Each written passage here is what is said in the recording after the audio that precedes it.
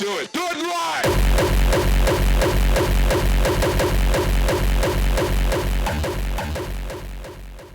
Okay, in this video, we're going to go over my newest track that I just released on my YouTube channel.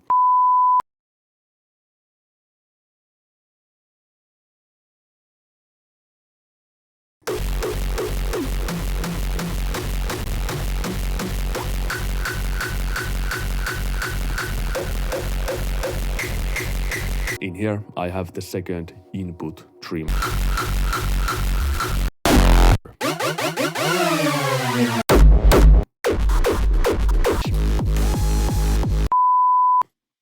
So let's start with the intro part.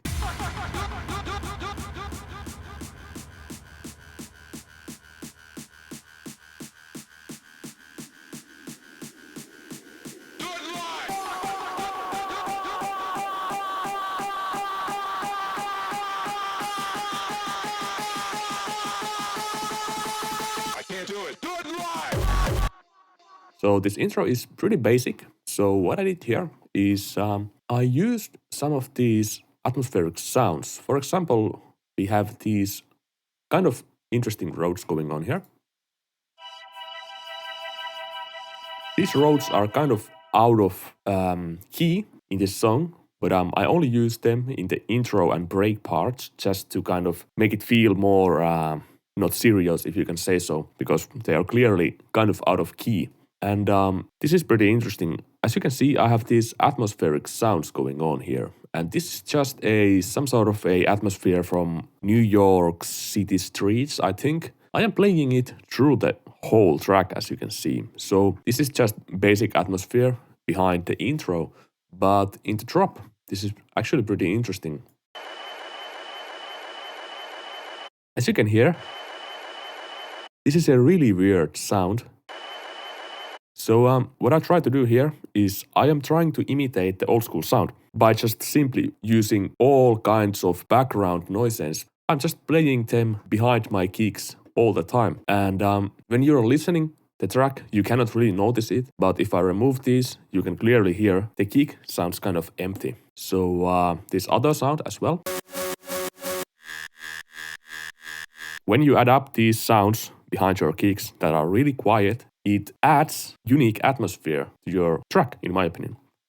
So this is what I do to achieve the kind of older sound. And yeah, basic drums. In the intro, nothing worth to talk about, minimal amount of effects. But the vocal was an interesting one. You probably know where it's from. I manipulated the vocal with SliceX.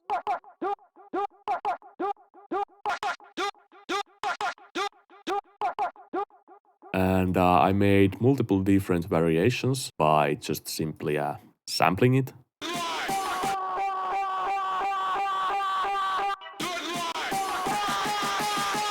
Here we have the actual vocal. I can't do it. Do it live! And as you can see, I am playing the vocal sample behind my kick to add consistency to my track. And I think this is a pretty old school technique as well. At least I hear it in old school tracks all the time. There is of course the kick. And with the kick, there is not much effects going on. Some EQ. I tried to make my kick sound good in the kick project already. So and there is really nothing going on besides this vocal that we already talked about. As you can see, there is kind of a lot of effects going on, some distortion and more distortion, clipping and more clipping and some saturation. And the sidechaining is just simply done with this automation. Without this automation, it kind of goes on top of the kick. So that is that. And of course, the Atmos sounds that I already talked about. Then there is the second part of the drop where the kick changes. I can't do it. Do it live!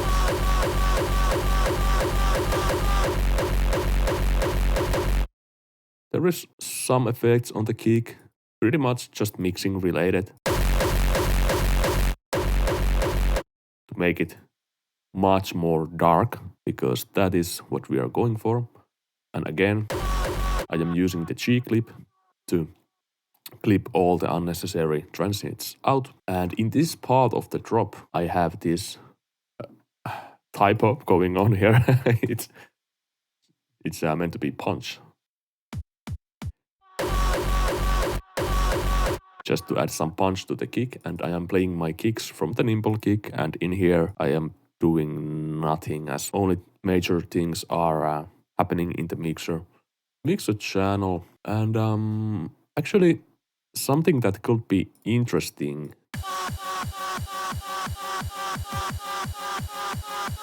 I can't do it. You can hear that I have this pitch automation with the vocal, and FL Studio has named it Ride. So that's again really nice naming from the FL Studio. I am using the new Stretch Pro mode and just automating the pitch to kind of make it feel like this is not that static of a sound, kind of like we are going somewhere with this. And actually we are not, because it is just playing in the background all the time. Then we have some ride cymbals going on here. Just kind of messy rides, not really that transient of a sound. I can't do it. And in this part, I introduced the first kind of lead sound. The lead is made in this synthesizer called Titan, and this synthesizer is a reactor instrument. When you purchase the reactor from Native Instruments, you will get a lot of synthesizers, and these synths are built inside this reactor. This is a platform to build synthesizers. You have this main part, and then you have the modulation metrics in here. And so what I did here is I did take this preset and I changed it up, like, you know, really old school sounding lead. And with this, I am just using a filter to bring it up. Can't do it. And we moved the little break.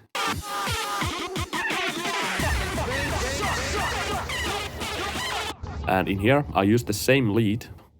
And as you can see, I am using the pitch shifter to bring it up, to make it sound kind of sketchy, if you can say so. So that's my build-up. There is some snares going on, really basic effects. Not that much going on. And of course, the Atmos thing is here. I can't do it. Do it live. And this is kind of like a secondary drop with some melody leads, and they are just repeating themselves, and everything else is kind of, again, really basic. Do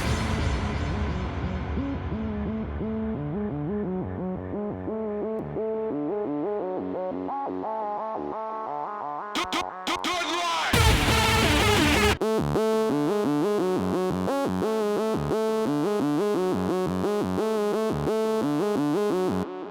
And again, this is just a preset that I adjusted to sound the way I wanted. It kind of breaks the tension in here, if you can say so. And in this part, we are playing the Poison. And yeah, here is the Poison. Here is my bass. This is from my analog synthesizer. Then we have the main lead from the Titan synthesizer. And we are supporting that with this Serum stock settings lead, kind of. Brings a little bit of meat to this sound. And again, the atmospheric sounds in the background.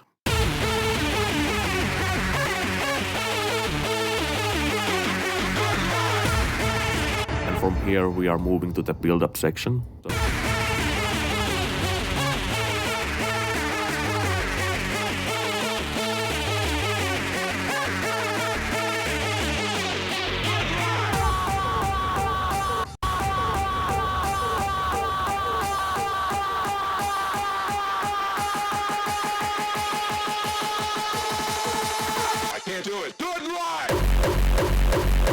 and in here, I'm just playing the kick as it is.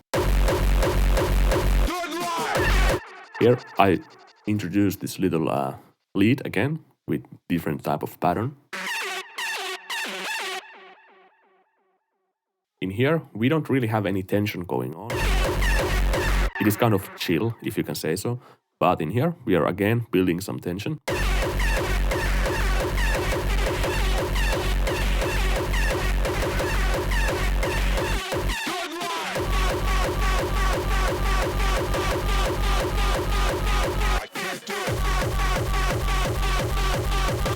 Here we change the kick up. This track has 3 different kicks. This one, and this one. So I'm just building tension by using the same note over and over again and doing some pitch modulation, like you can see in here. And from here,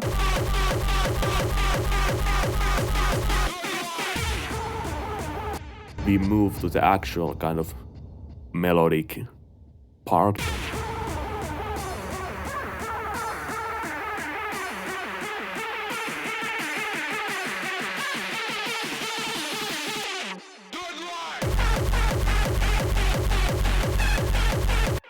And as you can hear, the rhythm of the kick is kind of kick bass rhythm. So what I did, I changed up the melody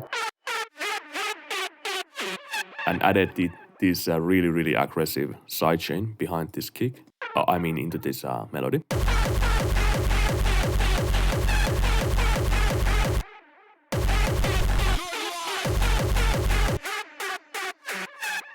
And in here, we move to the kind of like the outro part of the song. And in here, again, I am using the reactor. And this is just a different variant of this same sound. Manipulated this envelope generator that is controlling the pitch of the sound. Kind of create this screechy type of feel. That is that. And from here, this is just repeating the already mentioned parts of the track. Really basic track and actually not that complicated at all. And my mix out, I am running a neutron and a G clip. So what I'm doing with this, I am using this clipper just as a limiter kind of, and some EQ stuff and little bit of multi-band compression, nothing too heavy. So let's talk about the kick making. So I'm gonna play this sound. This is loud as a sound can be, so be aware of that. Playing in 3, 2, 1.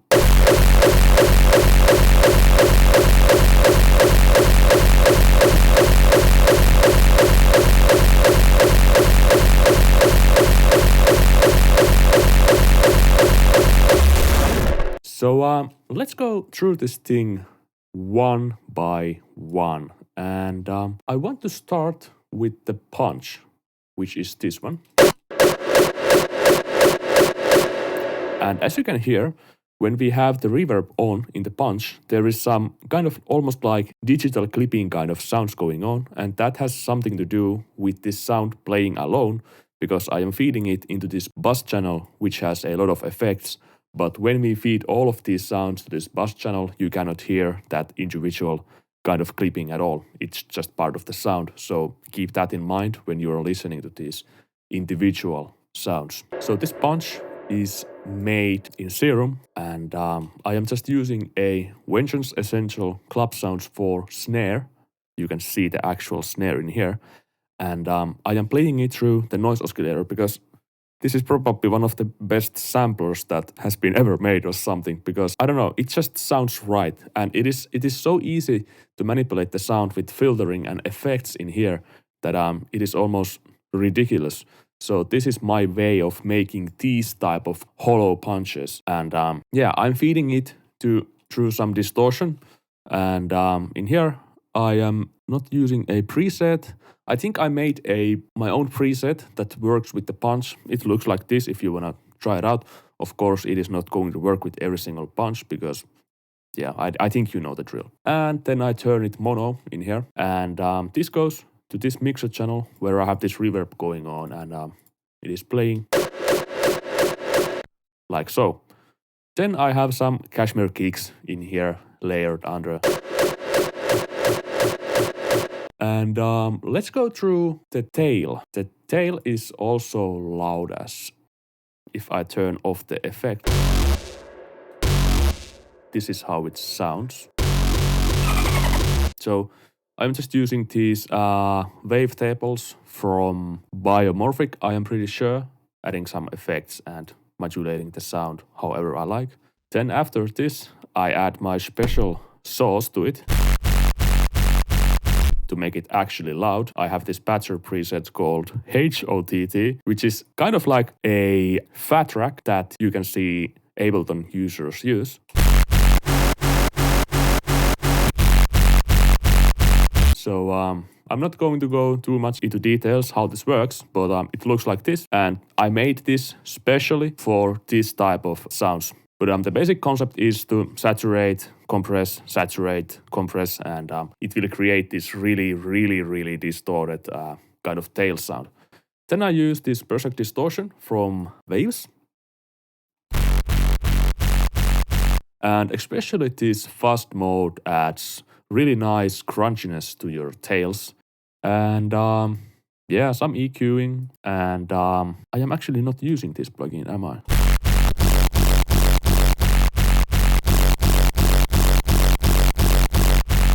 I think I am not using this one because it is just too much after this patcher thingy. That is basically the kick. Then of course after this I rendered the kick out and manipulated it in audio, but I'm not going to go too much in detail in that because that is pretty common knowledge. So let's wrap this video up. The main focus on this video was to go over my track and maybe teach you something useful, or hopefully you at least did get some new ideas about production and arrangement or something like that. If not, that is also completely cool. And I wanted to show you guys the kick chain, how I came up with the kick from beginning, and gave you the basic principles that you can actually do it yourself if you have some patience to research a couple of topics. If you want to know more about the kick chain, for example, that I showed you guys in this video, you can join my Patreon tier 2. In there, I will make super detailed videos and maybe even leave some download links to you guys so you can manipulate the projects yourself. Yeah, if you don't want to join, that is also completely cool, and I'm really thankful if you watched this video till the end, and maybe leave a comment saying potato in the comments, so let's make it kind of a inside joke. That's about it. Thanks for watching and have a great day.